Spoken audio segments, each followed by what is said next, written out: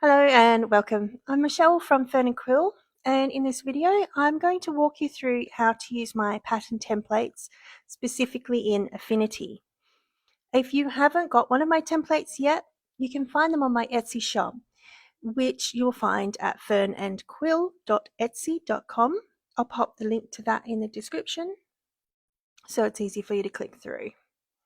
If you are using a different app, I have also got my pattern template tutorials for Illustrator, Procreate, as well as Affinity, Canva, and Fresco as well. So if you're looking for one of those, I'll pop the link in the description as well.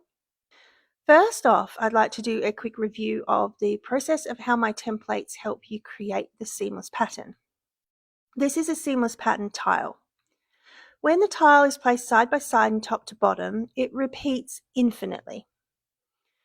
To create this infinitely repeating tile using my templates, we'll start by designing or illustrating the center repeat by positioning the motifs within the guided spaces. Then we duplicate that center repeat and we shift them to the four corners of our artboard.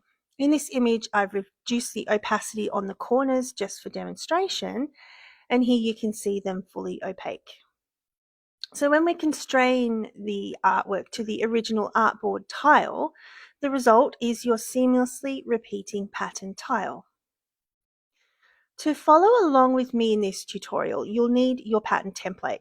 This is a template I'll be using for this video, but yours might look a little bit different. It could be a botanical one, it could have bows on it could have pumpkins, it really just depends. I have a lot of pattern templates, so it depends which one you're using. But as long as you have darker guides in the center and lighter guides in the four corners, the technical steps are going to be exactly the same. So don't stress if your template looks a little different to mine. Okay, let's get started with the tutorial. Let's start with creating a new artboard. So creating a new artboard, the only constraint that you need to follow for this tutorial is that your artboard is square, but it doesn't really matter what dimensions it is, as long as it's square, because if it's not square, the template won't actually work for you because it won't line up seamlessly. But if you're following along with me, my artboard will be 3,600 pixels by 3,600 pixels. If you're not seeing pixels here, if you're seeing inches or centimeters, just come up to the document units, change it from whatever you've got to pixels. And the DPI, this is your personal preference. 150 or 300 is what I would recommend if you are creating patterns. The rest of the settings is your personal preference. So let's go ahead and create the document. So let's now bring in our pattern template, file, place, find where you located your template, or if you've already got it open, you can just click and drag it and place it onto our artboard. And now it's important that we have it nice and center, perfectly center, and it needs to be the same size as our artboard.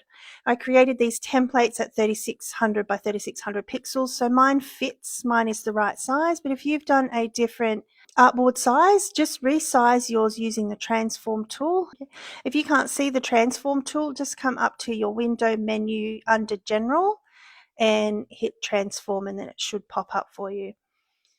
But within your transform tools, ensure that your width and height is 3600 by 3600 pixels, and ensure that it's center. You can either use the snapping guides, you can use the alignment guides by aligning center and apply, or you can use the transform tools again, set the X and Y values to 0 and 0, assuming that your reference point is set to the top left. If it's in the center, obviously the values will be different again.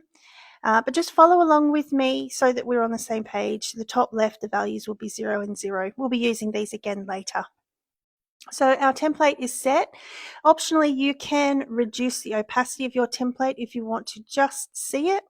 I'll leave mine up so that we can both look at it together. And it's a good idea also to lock your template for when you're positioning your motifs. It does get a little bit annoying if your template moves itself.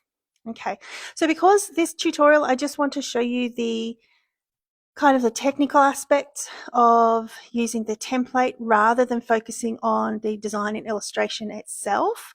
I'm just going to bring in some leaf shapes that I have already illustrated. I think I did these in Adobe Fresco. So what our first task is, our next step is to position our motifs within the darker center guides. So if I zoom in here, you can see that, and you'll see it on your template as well, the center motif arrangement will have black outlines, and then in the four corners, you'll have light gray. What we're going to focus on doing is positioning our motifs only on the dark gray or the black outlines, and we're going to leave the corners free for now. So what I'm going to do is I'm going to just go ahead and position my motifs. Again, your template may look a little bit different to mine, and you might be illustrating along rather than positioning the motifs. But basically what we are doing is using the guide areas as guidelines as to where we're going to position our motifs.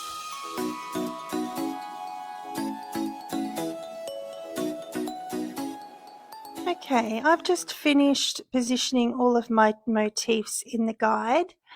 So if you're following along, you should have something similar to me where you've got all of your motifs positioned in a very rough diamond shape in the center of your artboard. And oops, I've just noticed that I've missed one. And I just want to point out here that I'm only using the guides as a rough position. You don't have to follow exactly. Use it as a suggestion rather than something you have to do. So if you find, say for this particular element here, I find that these two are probably a little bit closer together than say most of the other motifs. So here I'm just going to just shift it over a little bit. And I'm going to rotate this one. So just make any adjustments that you need. You can always change it later. This is not set in stone. But now we are ready for our next step, which is to duplicate our center motif into the four corners to create our seamless repeat. And to do that, I'm going to highlight all of my motifs and I'm going to group them together. I'm using the shortcut Control G. I'm using a PC. I think that's Command G if you're on a Mac, or you might have different settings if you are on your iPad. One thing that I notice here is that one of my motifs is outside of the artboard, and I think it's probably this one. So I can see here the bounds of my motif has extended past the artboard, and it's important that your motifs don't do that. So I'm just going to repair that, because if I left that outside the bounds, then it will mess up my motif. So just do a double check of that. So select your group and just ensure that the outer bounds of your motifs aren't extending past the edge of the artboard. This one's close, but it's not extending past, so I'm happy to proceed further. So one other thing we need to do to prepare our center repeat is we have to create an invisible square. So just create a rectangle and then come to your transform tool and just resize it to 600 by 300, 600 pixels. Or if you did a different artboard size, make sure it is the exact size of your artboard. And just position it at X value Y and X value 0 and Y value 0 to make sure that it's perfectly center. Otherwise, you can use your horizontal and vertical center alignment. Now it's covered up my artwork, but I want it to be invisible. So select your square or your rectangle shape and then just reduce the opacity down to 0. Yes, it needs to be 0 because we need it to be there, but we don't actually want to be able to see it in our artwork. And we're just going to move it to inside the group so that it is grouped together with our center motif. So when I have this group selected, you can see that the outer bounds perfectly match the edges on all four sides. That's important. Otherwise, your repeat won't line up seamlessly. And I'm just going to rename my group to Center Repeat. And at this point, you can delete or switch off your template because right now it's done its job. I'd recommend just turning it off just in case you need it again. But with your Center Repeat, we want to duplicate this. I'm just going to duplicate it once and then I'll call it duplicates. Use whatever terminology you want. If you want to write corners, you can, whatever makes sense to you. But then I'm going to duplicate it again another 4 times. Another 3 times because I want to have 4 duplicates and my 1 center repeat. In this next step, we're going to move our duplicates into the corners, the 4 corners to make up our seamless repeat. So with 1 duplicate selected, come down to your transform tool. Well, I'll show you a couple of ways to do it. With 1 selected, you can move it to the top right corner. And you can see that our red and green snapping guides are appearing. That's one way you can position your group. However, if you want it to be precise, use your transform tools. The X and Y values will be different depending on your artboard size. So if your artboard size is the same as mine, to move your duplicate to the top right, we want the X value of 1800, the Y value to minus 1800. Then we'll repeat again with the second duplicate. We're going to move it to the top left. So either you can snap it or you can set your X value to minus 1800 and your Y value to minus 1800 as well.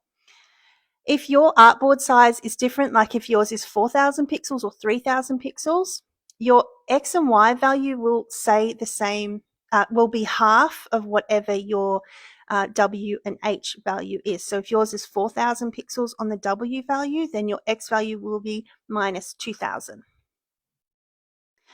Okay, so let's repeat for the other 2. We're going to move it to the bottom left corner. So your X value is minus 1800, your Y value is 1800. And then finally for the last one, X value 1800, Y value 1800 as well.